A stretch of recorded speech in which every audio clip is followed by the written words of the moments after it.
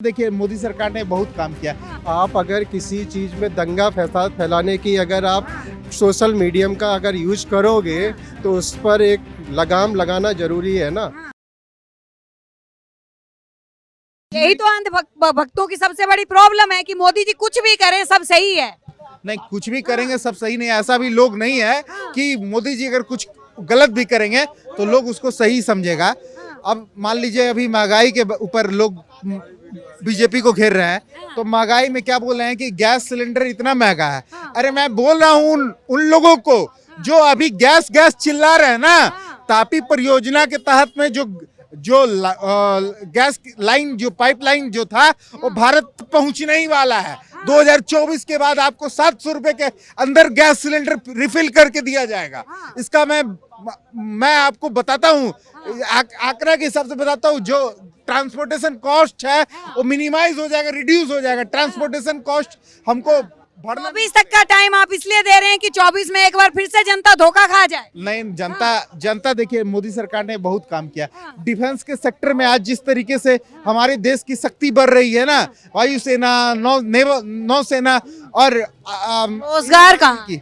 रोजगार भी हो जाएगी। 10 साल हुआ है जब वहां से इन्वेस्टमेंट हमारे यहाँ आया है। सरकार को 70 साल दे दिए, एक सरकार को जो है फिर से हम 70 साल देने का मौका दें क्या? देखिए बात ये है ना कि जब आप घर बनाते हैं तो उसका बेसमेंट जो होता है ना, बेसमेंट को तैयार होने में बहुत ज्यादा समय लगता है। और मोदी जी ने 10 सालों में फाउंटेन तैयार कर दिया है, बेस तैयार कर दिया है। अब जब इसके ऊपर महल बनेगा ना तो उसका समय अवधि बहुत कम होगा। ये मान के चलना होगा, देश के जनता को विश्वास करना होगा। मोदी जी तीसरी बार आएंगे, तीसरी बार में वो काम करके दिखाएंगे।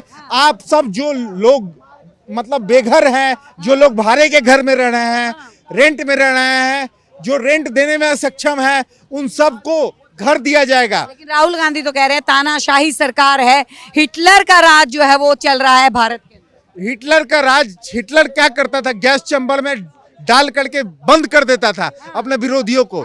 यहाँ पे भी कोई मोदी को गाली देगा जेल में जाएगा, मानते हैं इस बात को? नहीं, यहाँ पे तो घुसपैठिए रोहिंग्या है क्या, उनको हमने गैस चैम्बर में डाल दिया है क्या उनको पकड़ के हमने? ट्विटर के पूर्व सीईओ ने यह बात बोली है कि जिस वक्त किसान आंदोलन चल रहा था उस वक्त लगातार धमकी दी गई थी कि जो इस तरीके के वीडियो डालते हैं उनके अकाउंट को बैन कर दीजिए, नहीं तो ट्विटर को भारत से बैन कर दिया जाएगा। ये खुलासा उन्होंने किया। वो देखिए मोदी सरकार ही कर सकती है।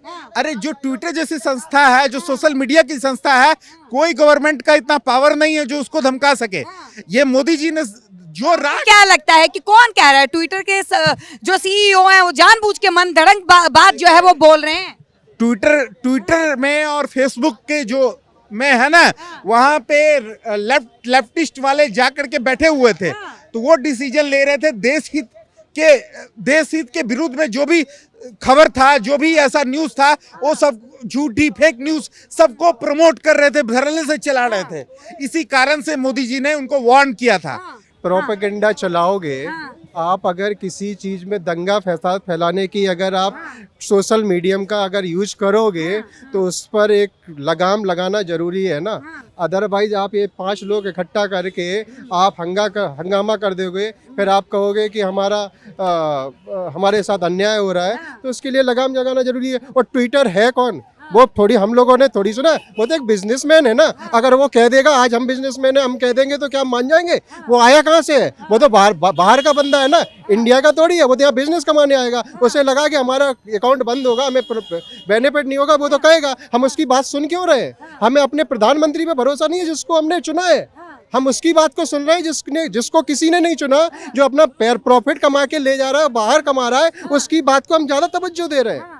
That is not good. लेकिन राहुल गांधी जो भारत के रहने वाले हैं वो भी तो जाके बोल रहे हैं लोकतंत्र खतरे में है, तानाशाही सरकार चल रही है, हिटलर का राज हो गया है। केजरीवाल की अगर बात करें तो मुख्यमंत्री कहानी सुनाते हैं एक तानाशाही राजा की, एक चौथी पास राजा की। तो बताइए सब कुछ जो है घिर के प्रधानमंत्री मोदी टारगेट हो रहे हैं। मैडम टारगेट होंगे ना ये बंदे। पहली बात तो राहुल गांधी क्या है, एक वो बंदा है कि जो राजाशाही से पैदा हुआ बंदा है, जिनके बाप दादा सब कुछ बैठे हुए थे, जिसको बोलने की भी तमीज़ नहीं है, जिसके भाषण आपके 50% भाषण उठा के देखोगे तो आपको खुद को समझ में नहीं आएगा कि वो बोल क्या रहा है।